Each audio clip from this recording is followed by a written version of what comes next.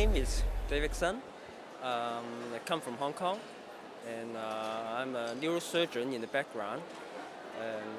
But now it's turned into a full-time administration. So currently I'm working in a public hospital, a district hospital in Hong Kong, talking about around 600 acute beds, serving the catchment population around more than 300,000. And currently our hospital is going to have an expansion project that we are sort of busy at, aiming at expanding the number of beds from 600 to 2,100. So it's a big number and big step to move forward, just because of all this increasing service demand and the elderly population growing. All right, so from 600 to 2,000 beds, what is your strategy to reach that big number?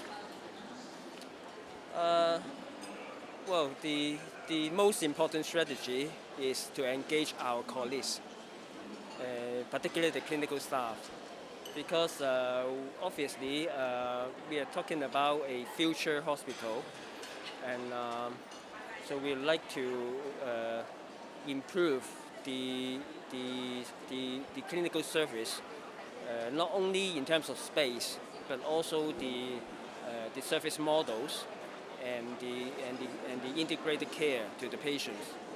So the only people who know well about the medical care and our service model will obviously our clinical colleagues. And the other big stakeholders will obviously the patients.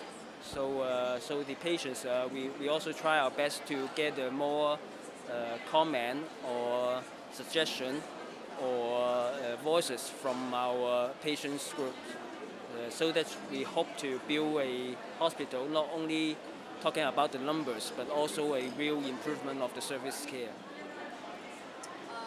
Talking about service delivery, what is one big thing that you would like to change in the hospital? One big thing? Service delivery. Uh-huh. What is one big thing you would like to change, one big change for services? Well, I think most of the clinical service is still very hospital-based or hospital-centered. So sometimes the patient may have to travel, to and fro from different centers or to different areas in order to gain service, like getting medical consultation, having an X-ray, taking some simple investigation, and in different places, which is very inconvenient to our patients. So we hope in the future we will be a real patient-centered care, try to provide the so-called one-stop shop for the patients and to have more integrated care. But at the same time, we have to manage our expectation. I mean, the expectation from the patient and also from our colleagues. No matter how much resources that you are putting in, just because of this increasing demand, you're bound to be overwhelmed. So I think the new service model has to be very efficient and really taking the patients wish from at the center, and so that we can provide our care in a more streamlined and hopefully to have a better patient journey. And in terms of integrated care, can you tell me more about what you feel needs to be improved? Now, You mentioned access to care is one issue also. obviously, because we are running a public hospital, so we have to maintain the equity for all the patients, regardless of their identity or races or whatever.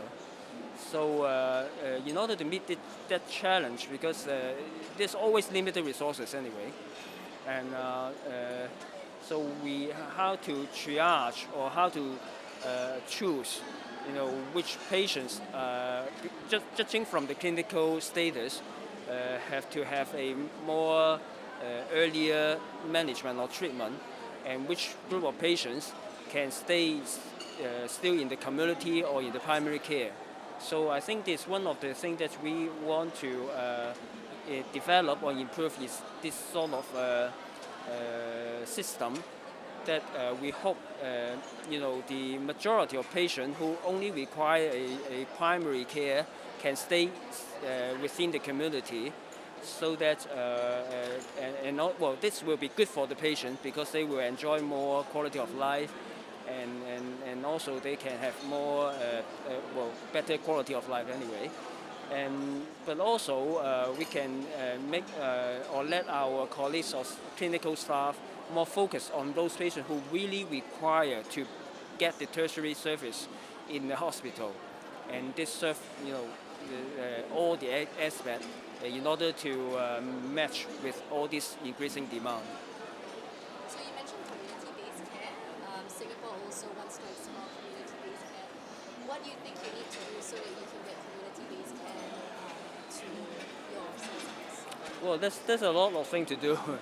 Well, first of all, I think the engagement again, engage our clinical colleagues, engage our patients, and engage the community, and also engage the non-government organization or our community partners, and of course we have to engage the government as well, and so that we can have a more integrated, comprehensive but more coordinated service, and with the collaboration not only with the medical field people, but also like in the medical social aspect, so that we can serve our patients really within the community. And the other thing I wanted to ask is about technology. And what are you doing in terms of technology in your hospital? Well, this again a very difficult question because it seems to us that it's very difficult to foresee or anticipate what will be the technology like maybe 10 years later, because our hospital, talking about, at least we have to have a few years to build. So I think the most important thing right now in terms of designing the hospital, we have to leave sufficient space and sufficient facility for the future hospital to expand. So this includes spaces or trunking areas for the future networking or IT system to be in place. So this is at least the first thing that we have to do. Second thing, obviously, we would like to investigate or assess, how the technology can help, the patient's journey as well as the logistic flow within the hospital to relieve the workload of our colleagues. And this is also another important direction that we are looking forward to. So automation and Yeah. efficiency. Yes, yes. Is there some specific technology you want to implement in the next 12 months? Well, we are still sort of looking into the market and also looking into the need. I mean, there are a lot of different systems for the logistic, but they all have pros and cons. And they also have some maintenance or other cost implication. So at this stage, we are still keep our mind open. And one last question. Is there any one piece of advice or one thing you wish that other hospital leaders would take note of in Hong Kong or anywhere in the region? I think well, as we have just finished our session, I think the management, although we usually call them top management, but in fact they actually has to be on the ground. On ground means that they understand the reality and understand how our colleagues, particularly the frontline colleagues, doing, and also they have to provide the base for the culture of the organization.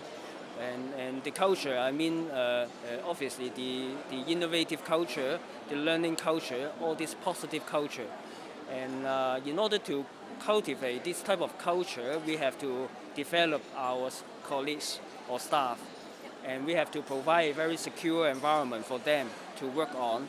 or otherwise they will, they will not strive for any improvement. And so we have to protect them and try to facilitate them for any change in order to make the improvement. And usually, well, our motto for our hospital is to make a happy hospital. And we do believe that if our hospital is happy, our colleagues are happy, then our patient will be happy. And if our patients are happy, then our colleagues will be happier. So we just want to carry on this, again, tradition of our hospital. Do you have another example of how you're making a happy hospital? How you? How you're making the happy hospital? Do you have any other examples besides the staff? It's let me think a while. For the patient, for the clinicians, or the environment of the